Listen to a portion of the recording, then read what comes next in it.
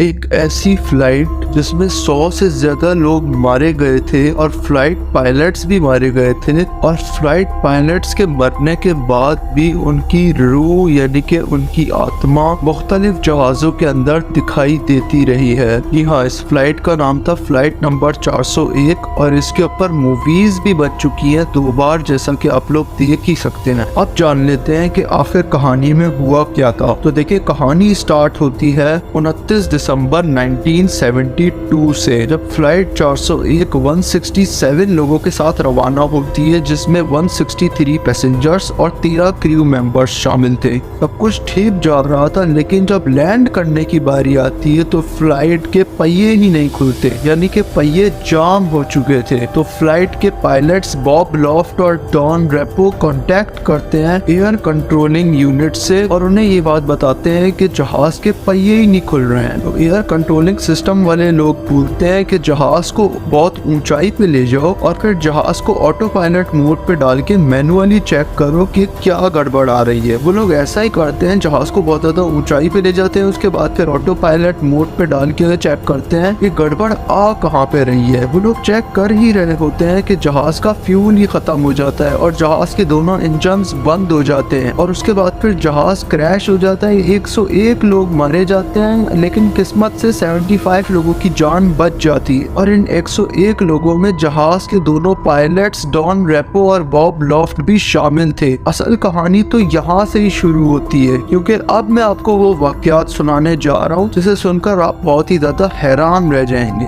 अब आते हैं कहानी के अंदर बॉब लॉफ्ट और डॉन रेपो की आत्मा यानी कि रूह। 1973 के अंदर ट्राई स्टार फ्लाइट 318 उड़ान भरती है, सब कुछ ठीक जा रहा होता है, लेकिन जब पैसेंजर्स को खाना देने का टाइम आता है तो जहाज की एयर होस्टेस जैसे ही ओवन की तरफ जाती है खाना निकालने, तो ओवन के शीशे के अंदर उसे किसी का चेहरा नजर आता है और फिर एयर होस्टेस डर जाती है और वो वहां से भाग जाती है और वो बाकी के जहाज के क्रू मेंबर्स को बुलाकर लाती है। और जब वो सारे लोग भी आते हैं और ओवन की तरफ देखते हैं तो उन्हें भी ओवन के शीशे के अंदर किसी का चेहरा नजर आता है और उन्हें भी यकीन हो जाता है कि एयर होस्टेस बिल्कुल सच बोल रही है। और जो चेहरा उन्हें ओवन में नजर आ रहा था वो बॉब लॉफ्ट का था, वही पायलट जो ईस्टर्न फ्लाइट 401 के क्रैश होने के बाद मारा गया था और उसकी डेड बॉडी भी रिकवर हो गई थी और उसका डीएनए टेस्ट करने के बाद ये कंफर्म भी हो गया था कि ये बॉडी बॉब लॉफ्ट की ही है। अब जैसे ही जहाज के क्रू मेंबर्स करीब जाते हैं ओवन के और वो उसकी बात को सुनते हैं कि वो क्या कहना चाह रहा है, वो ये कहना चाह रहा होता है कि इस जहाज में आग लगने वाली है, इस जहाज को फौरन उतार दो। और वो लोग उसकी बात पे यकीन नहीं करते और चले जाते हैं और उसके बाद फिर जहाज खराब हो जाता है, जहाज को उतार दिया जाता है और जहाज की रिपेयरिंग की जाती है। और फिर जब जहाज को टेस्ट के लिए उड़ाया जाता है तो जहाज में आग लग जाती है और वो तबाह हो जाता है, यानी कि बॉब लॉफ्ट ने जो बात कही थी वो बात सच हो जाती है। और अभी तक तो सिर्फ बॉब लॉफ्ट की रूह वापस आई थी, यानी कि आत्मा वापस आई थी, और अभी तो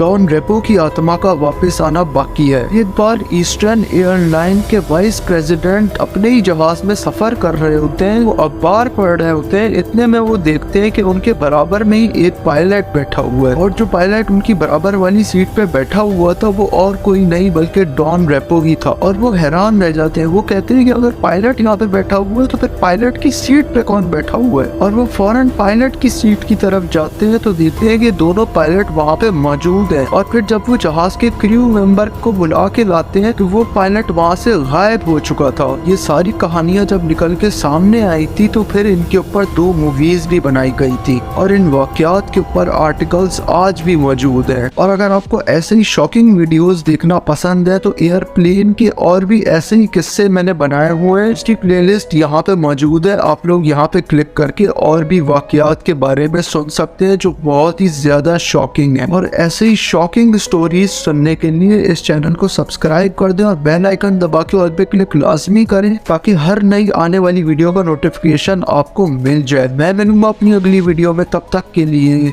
गुड बाय।